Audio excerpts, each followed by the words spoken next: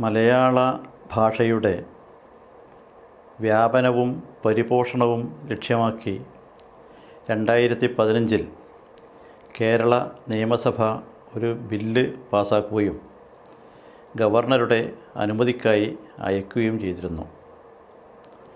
ഗവർണറാകട്ടെ ആ ബില്ല് അനുമതി നൽകാതെ രാഷ്ട്രപതിയുടെ ഉപദേശങ്ങൾക്കായി അയക്കുകയാണുണ്ടായത്.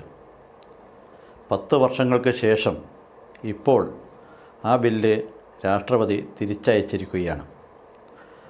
ഭരണവും പഠനവും മാതൃഭാഷയിലാവണം എന്നുള്ളത് നമ്മുടെ ദേശീയ പ്രസ്ഥാനം മുന്നോട്ട് വെച്ച സുപ്രധാനമായ ഒരാശയമായിരുന്നു. സമൂഹത്തിൻ്റെ സർവതോമുഖമായ വികാസത്തിനും ജനാധിപത്യവൽക്കരണത്തിനും അനിവാര്യമാണ് ഈ കാര്യം.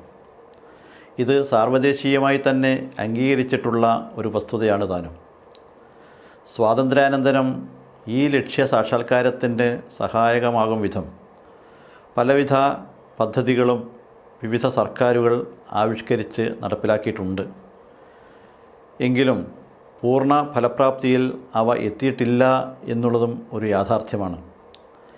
ഐക്യ കേരളത്തെ തുടർന്ന് കേരളത്തിൽ ഒട്ടേറെ കർമ്മ പദ്ധതികൾ വ്യത്യസ്ത സർക്കാരുകൾ ആവിഷ്കരിച്ച് നടപ്പിലാക്കിയതായി നമുക്കറിയാം. പഠനത്തിൻ്റെ എല്ലാ തലങ്ങളിലും മാതൃഭാഷ മലയാളം ഒന്നാം ഭാഷയായി അംഗീകരിച്ചിട്ടുണ്ട്.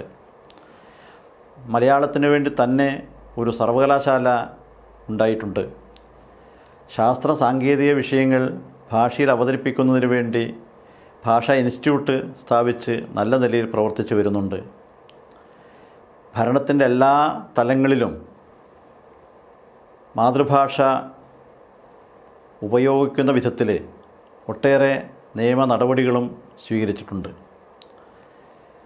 ഭാഷാ പ്രശ്നം കേവലം ഒരു വിദ്യാഭ്യാസ പ്രശ്നമോ ഭാഷാ പ്രശ്നമോ മാത്രമായി ചുരുക്കരുത്.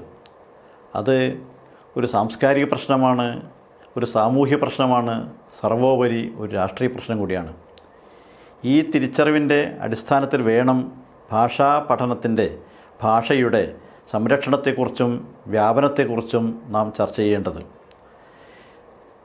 ഈ വസ്തുതയുടെ അടിസ്ഥാനത്തിൽ ഇപ്പോൾ തിരിച്ചയച്ചിട്ടുള്ള ബില്ല് അതിൽ പരിമിതികളുണ്ടെങ്കിൽ അവ പരിഹരിച്ചുകൊണ്ട് ഭാഷാ വ്യാപനവും പരിപോഷണവും ശക്തിപ്പെടുത്താനുള്ള നടപടികൾ സർക്കാർ സ്വീകരിക്കേണ്ടതുണ്ട്. അതോടൊപ്പം തന്നെ സമൂഹത്തിൻ്റെ എല്ലാ തലങ്ങളിൽ നിന്ന് അതിനാവശ്യമായ സമ്മർദ്ദങ്ങൾ ഉയർന്നു വരികയും വേണം.